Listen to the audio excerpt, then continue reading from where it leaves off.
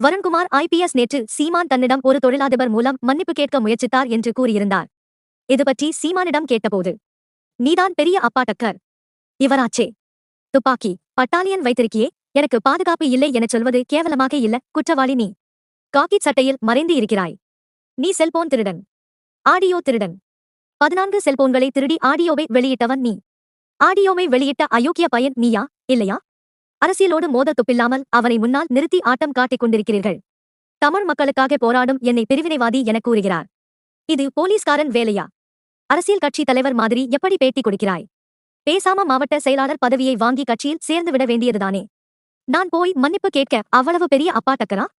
அவர் ஏதோ காமெடி பண்ணிக்கிட்டு இருக்காரு. மன்னிப்பு கேட்பது பரம்பரையிலேயே கிடையாது. தவறு செய்தது நீ. தொழிலதிபர் யார்? அவரை கூட்டிக் கொண்டு வா. பத்திரிகையாளர்களை விட்டு, உயர் காவல் அதிகாரிகளை விட்டு நீ கெஞ்சின.